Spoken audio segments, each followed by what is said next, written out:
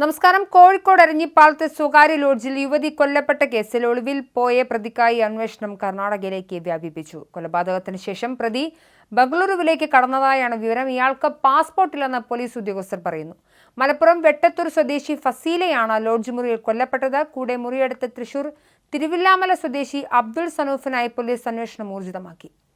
Abdul സനൂഫിനായി police അന്വേഷണം തമിഴ്നാട്, കർണാടക എന്നിവിടങ്ങളിലേക്കാണ് വ്യാപിപ്പിച്ചത്. അബ്ദുൾ സനൂഫിനെ കണ്ടെത്താൻ police lookout നോട്ടീസും ഇറക്കിയിട്ടുണ്ട്. കഴിഞ്ഞ ഞായറാഴ്ചയാണ് ഫസീലയും അബ്ദുൾ സനൂഫും എരഞ്ഞിപ്പാലത്തെ ലോഡ്ജിൽ മുറിയെടുത്തത്. ചൊവ്വാഴ്ച ഫസീലയെ ലോഡ്ജ് മുറിയിൽ മരിച്ച നിലയിൽ കണ്ടെത്തുകയും ചെയ്തു. ഈ സംഭവത്തിന് തലേന്ന് രാത്രി തന്നെ അബ്ദുൾ സനൂഫ് ലോഡ്ജിൽ നിന്നും പോയിരുന്നു. പിന്നീട് ഇയാളെക്കുറിച്ച് വിവരമില്ല. ഇയാൾ ഉപയോഗിച്ച കാർ ചൊവ്വാഴ്ച രാത്രി തന്നെ പാലക്കാട് വെച്ച് പോലീസ് കണ്ടെത്തി.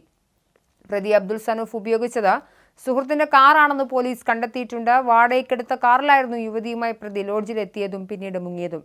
സുഹൃത്തിന്റെ വിശദമായ മൊഴിയും പോലീസ് രേഖപ്പെടുത്തി. കർണാടകയിൽ അബ്ദുൾ സനൂഫിന് വേണ്ടിയുള്ള തിരച്ചിൽ തുടരുകയാണ്. ഇയാൾ ഉപയോഗിച്ച കാർ പാലക്കാട് നിന്നാണ് കണ്ടെത്തിയത്. ഇയാൾക്കെതിരെ ലുക്കൌട്ട് നോട്ടീസും പുറപ്പെടുവിച്ചിട്ടുണ്ട്. ഇന്നലെ കോഴിക്കോട് മെഡിക്കൽ കോളേജ് ആശുപത്രിയിൽ നടത്തിയ പോസ്റ്റ്മോർട്ടത്തിലാണ് ഫസീല കൊല്ലപ്പെട്ടതാണെന്ന് വ്യക്തമായത്. തുടർന്ന് മുഹമ്മദ് സനൂഫിനെതിരെ ഭാരതീയ ന്യായ സംഹിത 103(1) പ്രകാരം കൊലപാതകത്തിന് പോലീസ് കേസെടുത്തു. നേരത്തെ അസ്വാഭാവിക മരണത്തിനായിരുന്നു കേസ്. ഫസീല നൽകിയ പീഡന പരാതിയിൽ അബ്ദുൾ സനൂഫ് നേരത്തെ ജയിലിൽ കിടന്നിട്ടുണ്ട്. ഈ വിരോധമാണോ കൊലപാതക കാരണമെന്ന് പോലീസ് പരിശോധിക്കുന്നുണ്ട്. പിണക്കത്തിലായി ഇരുവരും വീണ്ടും അടുത്തിട്ട് കുറച്ചു നാളെ ആയിട്ടുള്ളൂ എന്നാണ് പോലീസിന് ലഭിച്ച വിവരം.